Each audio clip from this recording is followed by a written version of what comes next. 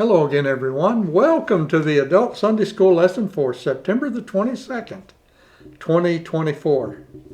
It's another New Testament lesson from the Gospel of Mark and also the letter of James. Two scripture references today. It's entitled First and Last. In doing these lessons, sometimes I assume everybody knows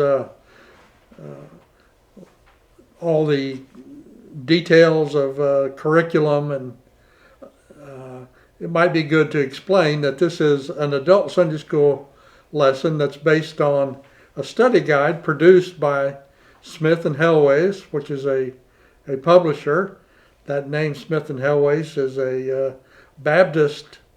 These are old-time Baptist people, heroes of the Baptist faith, and it's based upon the lectionary, so all faiths who follow the lectionary day by day and week by week will be looking at a specific text. And so they have written a study guide for Bible study based on the lectionary, and that's what we use here at First Baptist Church Middletown. And our lesson during September is focused on the Gospel of Mark, and Mark is the Gospel that is featured in the lectionary for year 2024.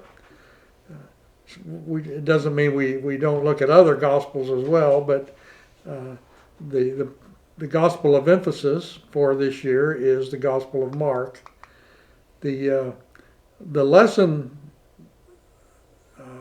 series of lessons that we are studying in the month of September is entitled Lesson Plans, and it's looking at some of the lesser understood or difficult sayings of Jesus from Mark's Gospel.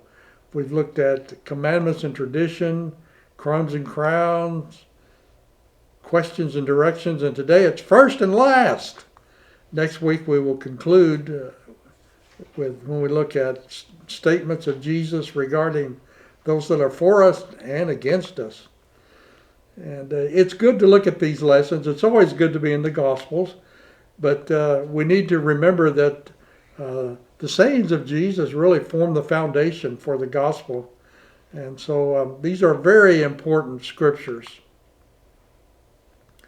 We should challenge and open our hearts and minds to some of these challenging sayings, and don't assume that we understand everything that's mentioned in these sayings, because it could be we are interpreting in a way that's favorable to us, but we may be missing out on some deep truths. So these lessons represent an opportunity for us to examine these sayings within the light of our own conscience and understanding of the gospel.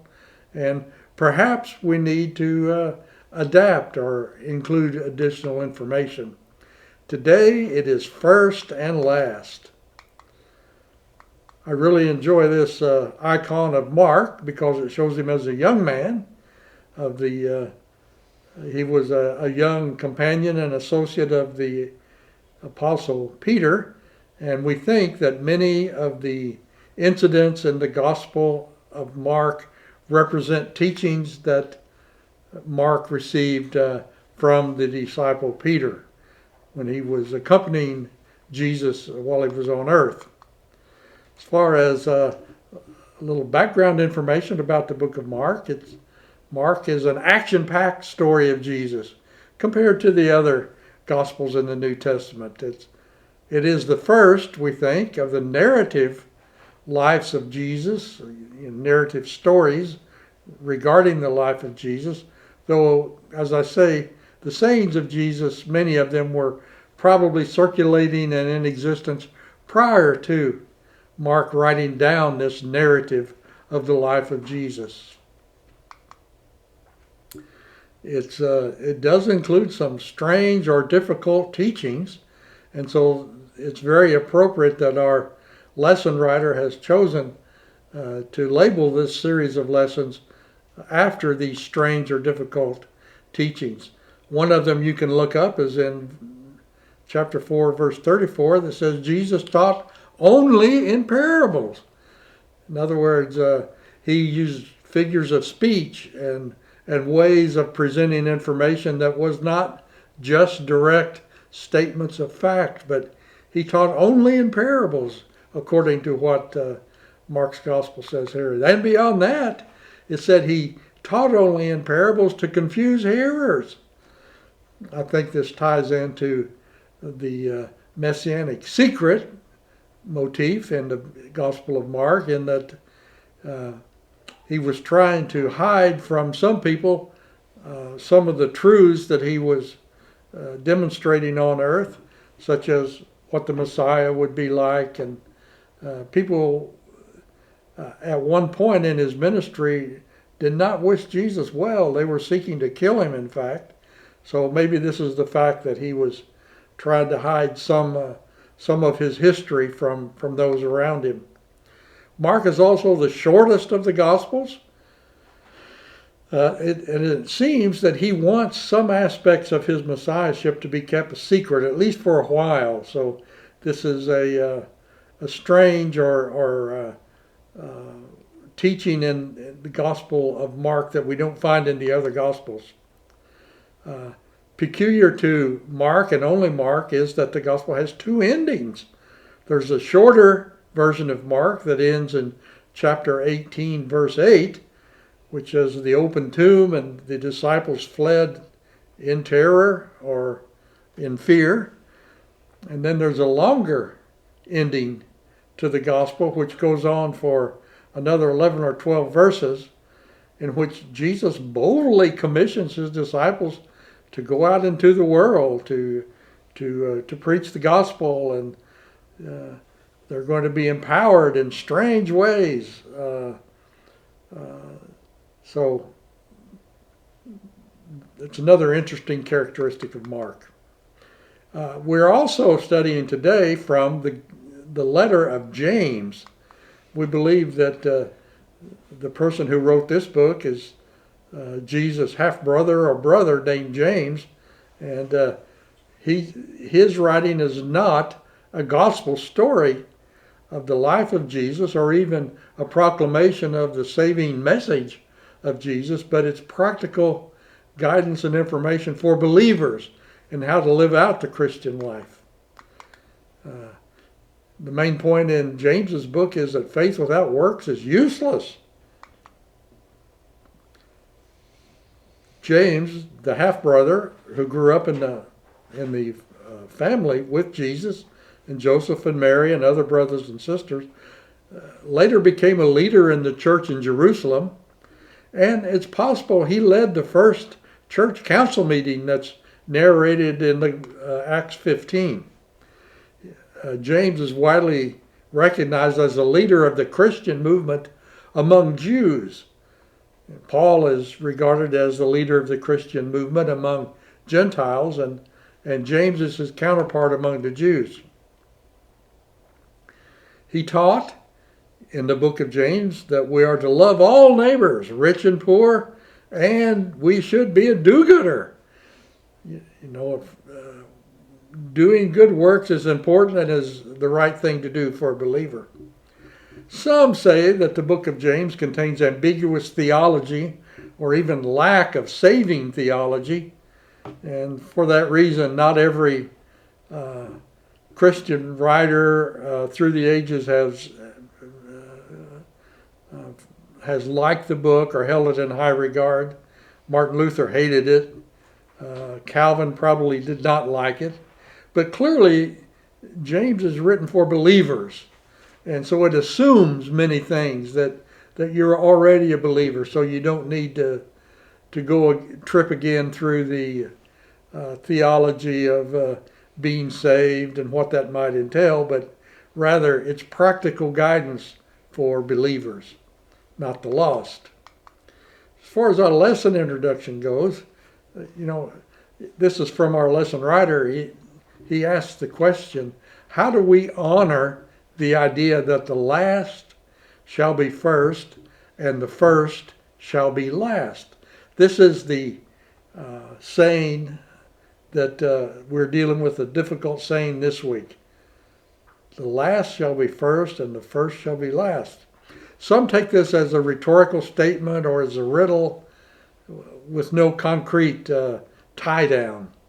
But if we take it literally, then the saying is a cause for concern, because it's natural for us to think that we're first. We're on God's side. We're following the Lord in just the right way. So all the condemnation or possible evil that's to befall humanity in the last day, that's for somebody else. That's not for us. But if we take this literally, even those of us who think that we understand the true message of the gospel, perhaps we have other lessons to learn as well. Because in Jesus' day, the religious elite thought of themselves as right and first. Jesus didn't agree with that. He disagreed with them, and he pointed out how that many that they had no wish to even associate with would stand in favor with God in the last days and be closer to God's side than these supposed religious professionals or religious elite.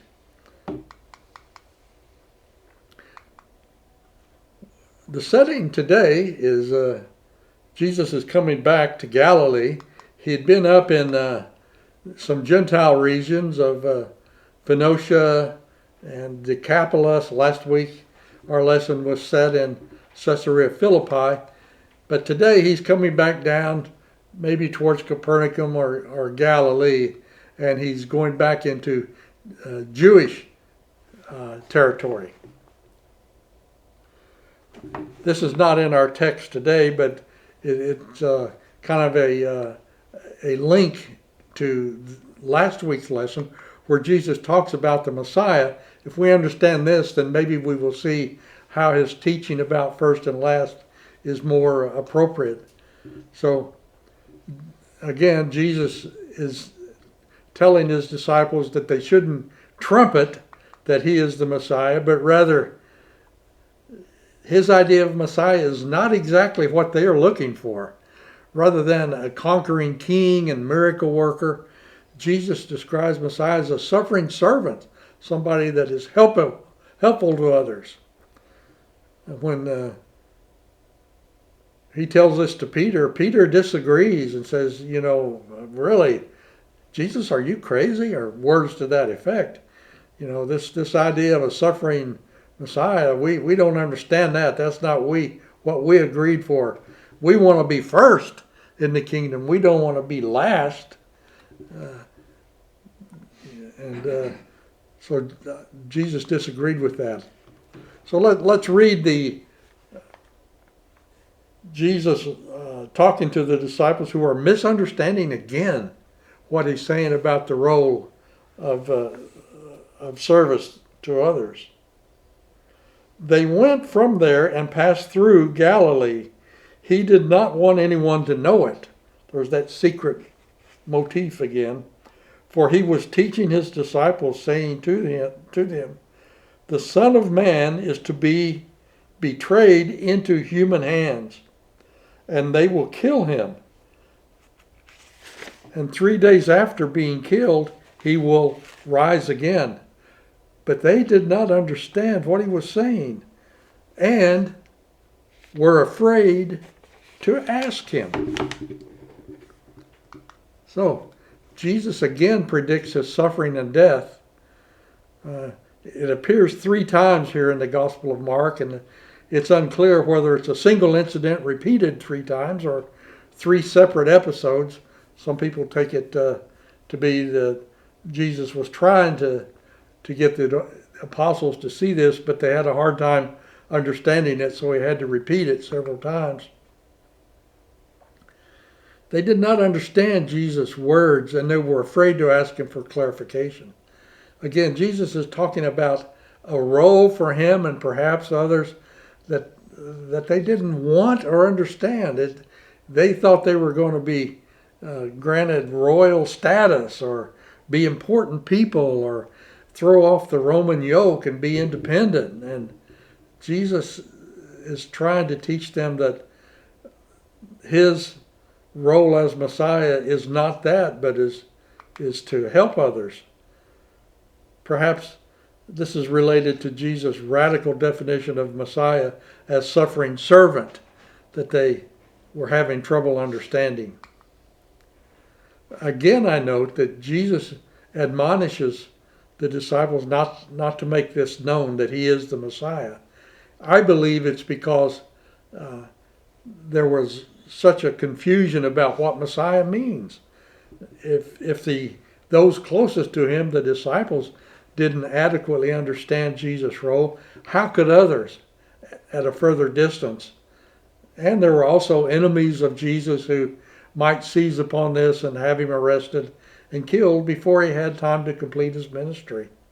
So it's a troubling situation that we see here. But it must have been precious moments for Jesus and the disciples to be in Jesus' presence and for him to be teaching them individually and trying to get them to understand the true nature of the faith that they were called to. The text says the Son of Man will be betrayed, future tense. This is how the Revised Standard Version and how our study guide translate this as a future event.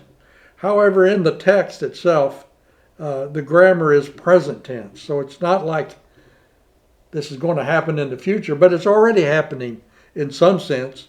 He's being betrayed even as he is not even in Jerusalem yet. He's still with the disciples. This describes something that is already taking place. So this means that they're already seeking to kill Jesus. And perhaps Jesus was aware that Judas may already be active in his role as traitor. So he knows something is not right. And so he's trying to tell them that things aren't positive, and future suffering is in store for him and for them possibly. The text also says that the disciples were afraid. And the grammar in that is, it's not a present text or a future text, but it's an imperfect tense. And this is describing continuous or repeated situations, not a single lapse or a single episode of being afraid. So just in these two verses, we're seeing that there could be a drama unfolding where Jesus is aware that there are forces involved, including even among the disciples that may be wishing him ill and going to cause him suffering and even death. And this message of suffering servant, and let's keep it a secret so that others aren't aware of this. This was a continuing source of fear for the apostles. They didn't understand what was going on.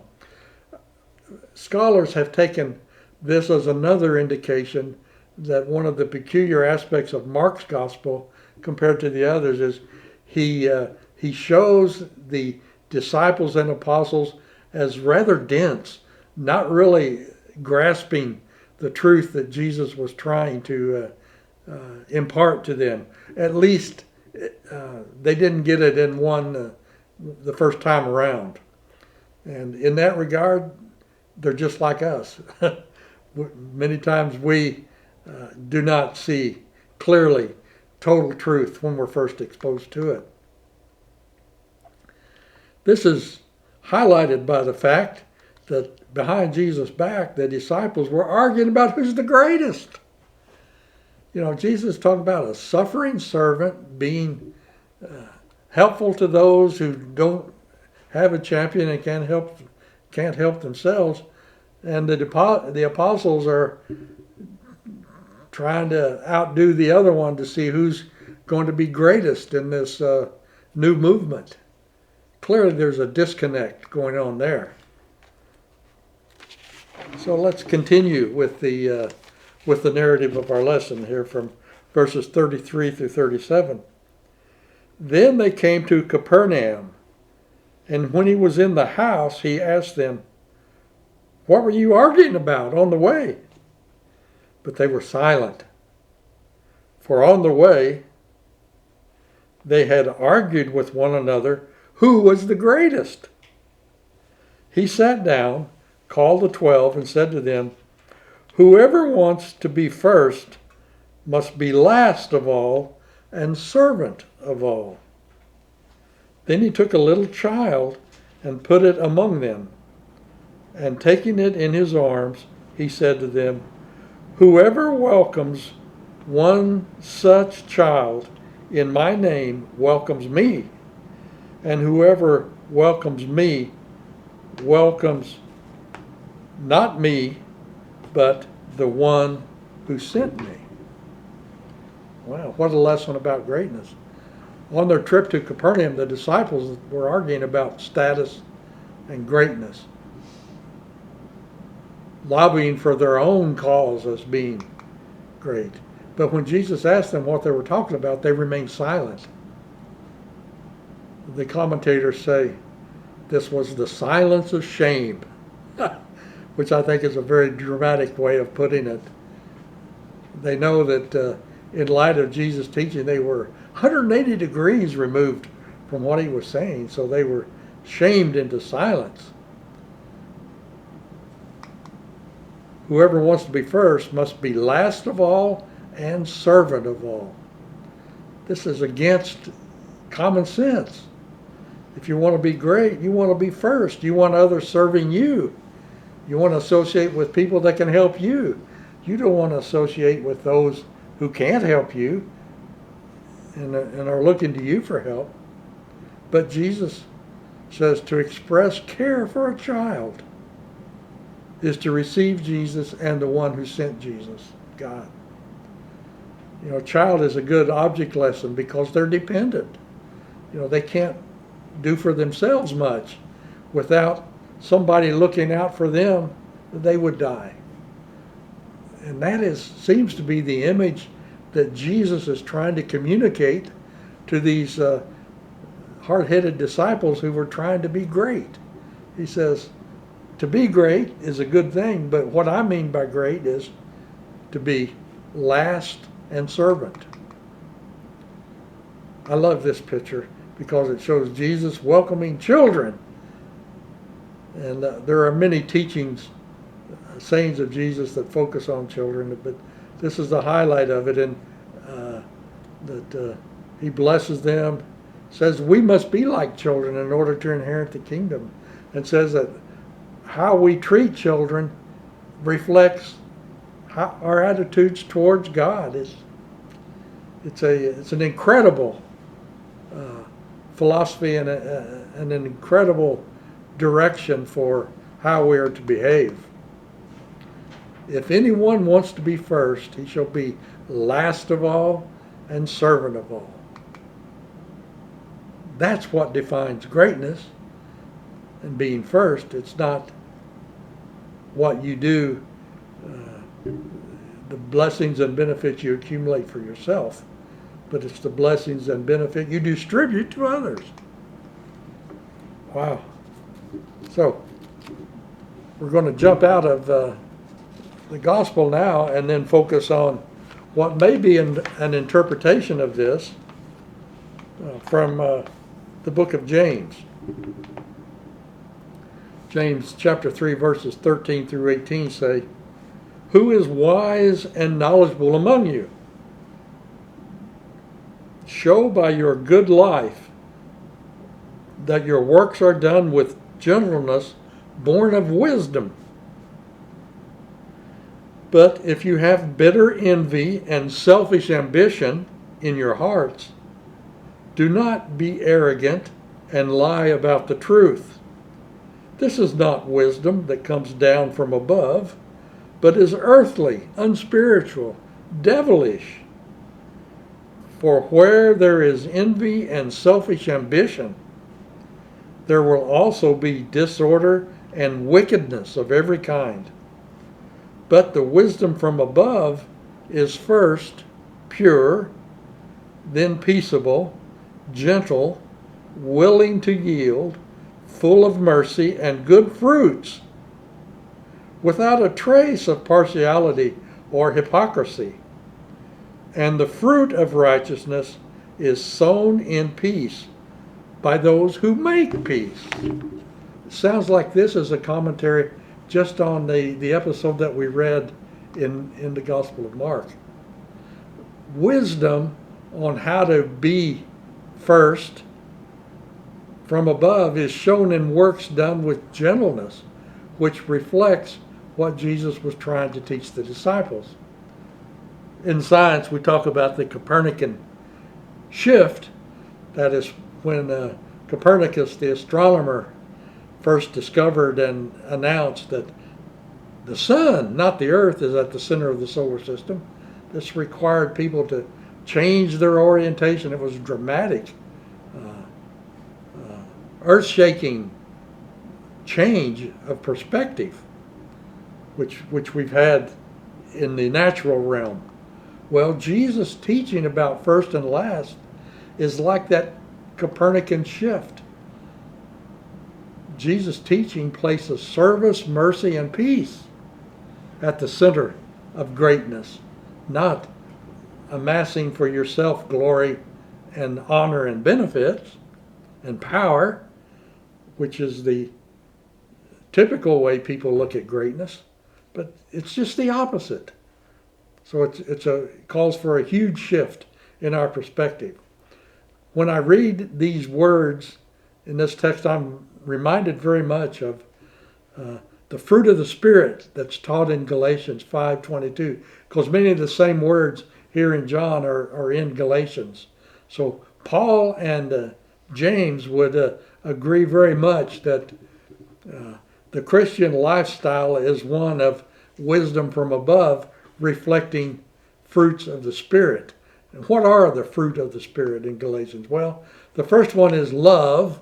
That's the word agape. And the rest of them can be seen as manifestations of love.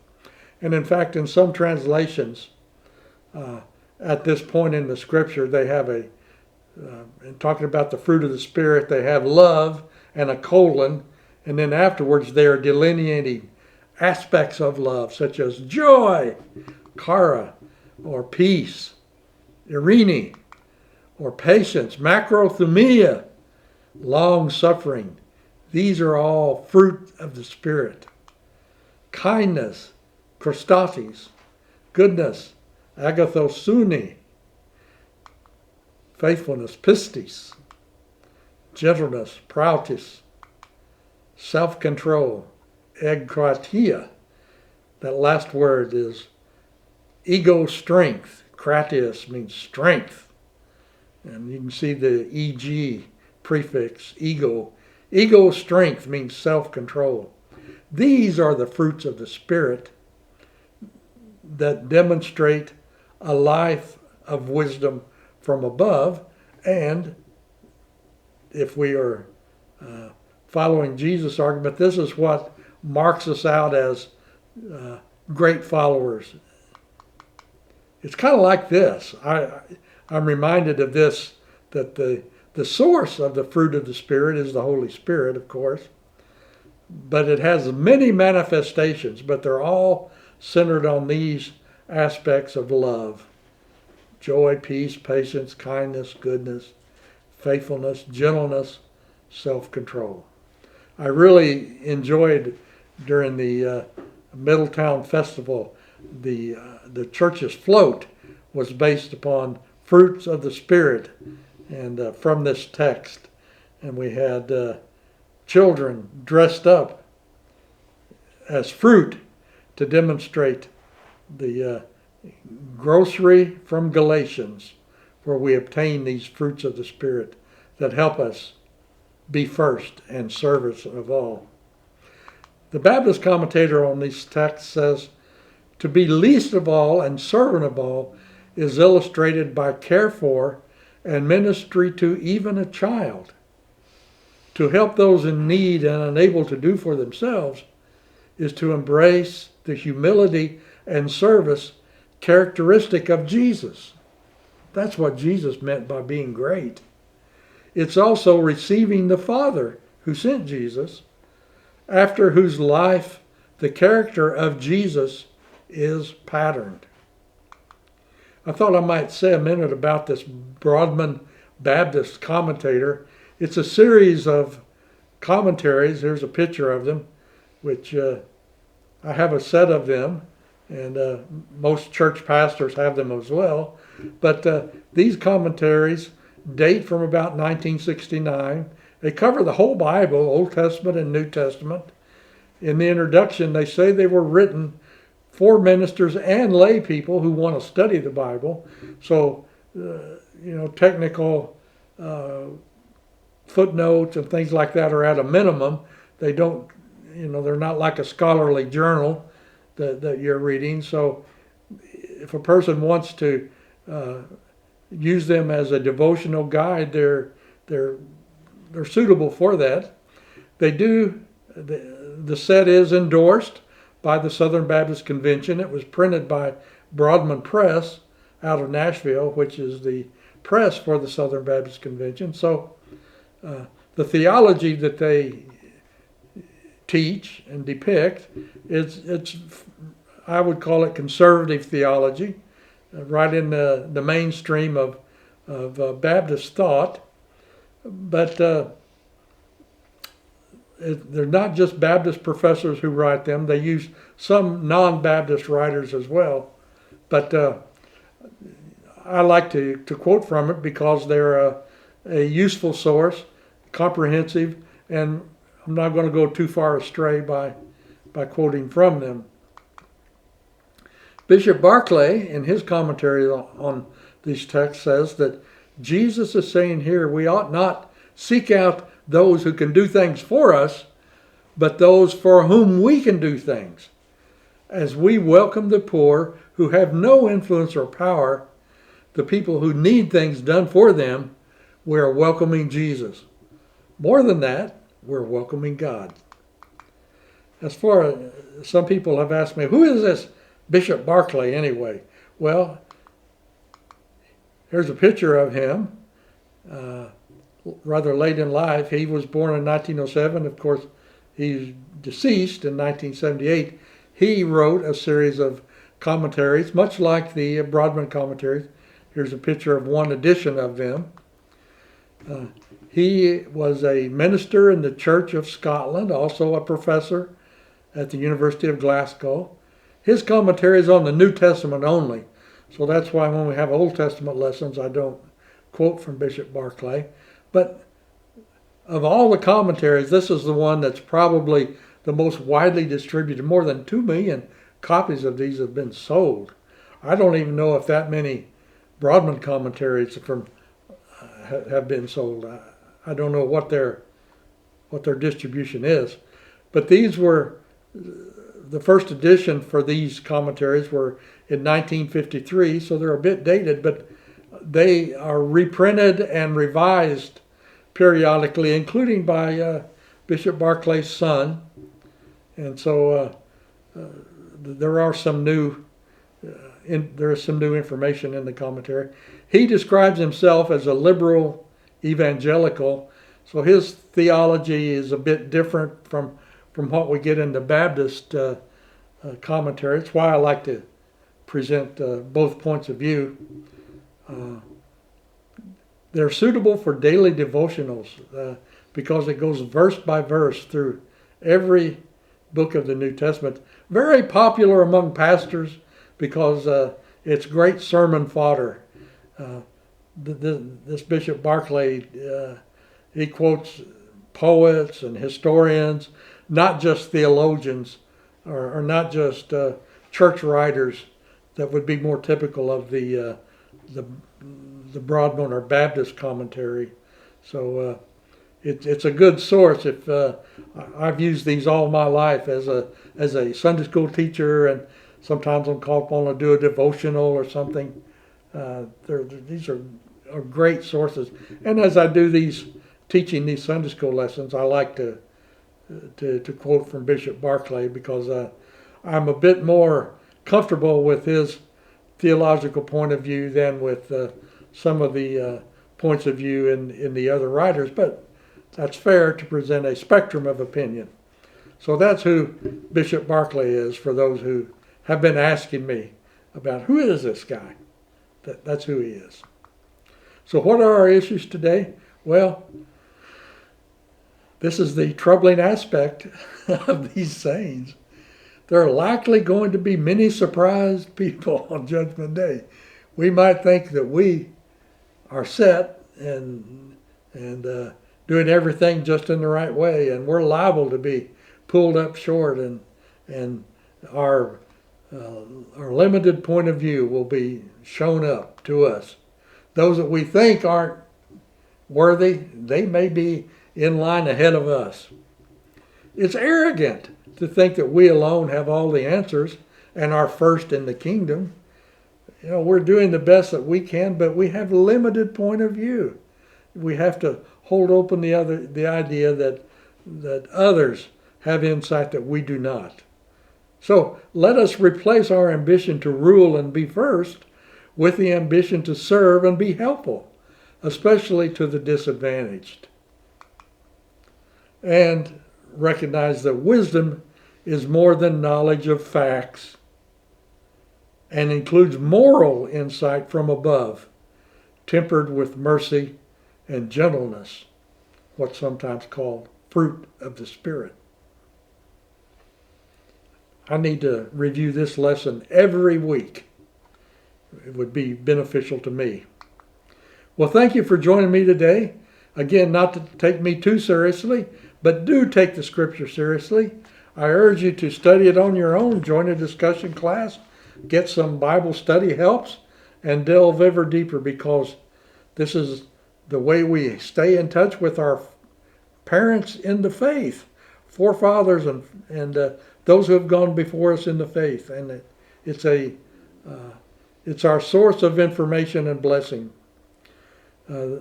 These lessons that I put together reflect a layperson's understanding, done out of love, but I could be mistaken and wrong and short-sighted.